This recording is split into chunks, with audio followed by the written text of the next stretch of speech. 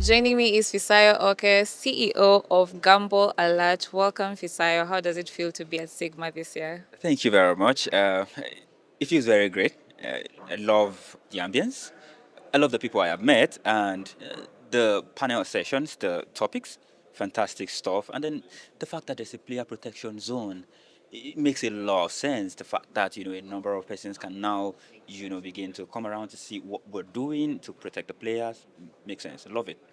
We love to hear it. Now, with Nigeria's gaming regulation being fragmented across states, a little bit like South Africa, what strategies can we implement in such a fragmented state to create a more unified and effective approach to addiction prevention?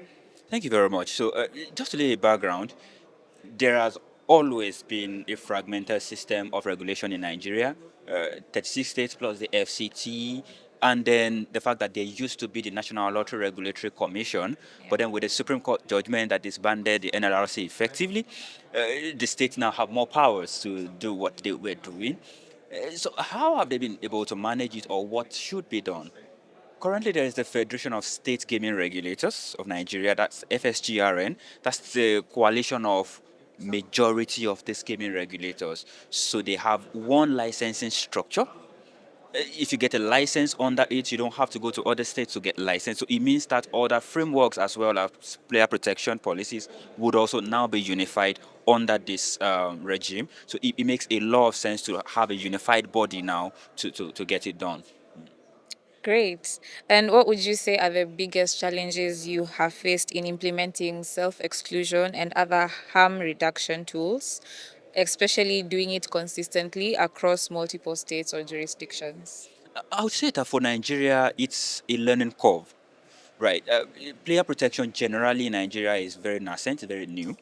While the gaming industry is about, say, 15, 16 years old, the concept of responsible gambling in terms of practicability is very new, relatively new. So I would say that we're still a baby growing in that space. So whatever challenges we currently face now in terms of the readiness of operators to take up player protection measures, I would say they are expected. There is the pushback. But then we've also seen some gaming operators who are beginning to adopt player protection, especially self-exclusion that you mentioned. To be fair, the Lagos State Lotteries and Gaming Authority rolled out the Safe Play initiative. That's a unified self-exclusion portal. So it means that if you self-exclude on Safe Play, you don't have to look for another gaming operator to self-exclude on. As long as you're a licensed gaming operator within that region, you are automatically self-excluded once you use Safe Play. So we think that that's something that we currently are bringing on board. But in terms of challenges, we're still growing. There's a lot to learn in the process, and the fact that regulators are not exactly funded enough to, that no matter how beautiful your policies are, they need to be enforced, they need to be implemented.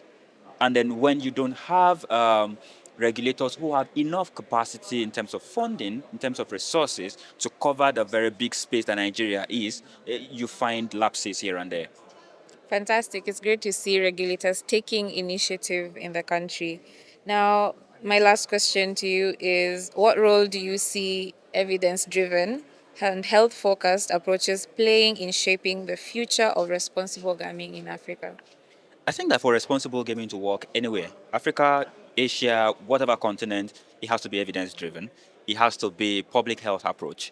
We have to see that gambling is potentially harmful, and that's the way to see it. And when we know that the product that we are selling are potentially harmful, it makes us see it beyond the revenue, right? So it's not negotiable for us to see it with the public health lenses, right? So for me, I would say that how do we manage all of these things? It's an interplay of all the stakeholders, the regulators, the operators, the healthcare providers, NGOs like Gamble Alert, coming together to ensure that there is no lacuna in terms of player protection. Yeah, so people get a help. There's a place-based approach for people to, get all the help that they need. Fantastic. Thank you so much for your time, Fisayo, and I hope you're enjoying your stay here at Sigma Africa this year. I have to thank you indeed. Thank you. Thank you.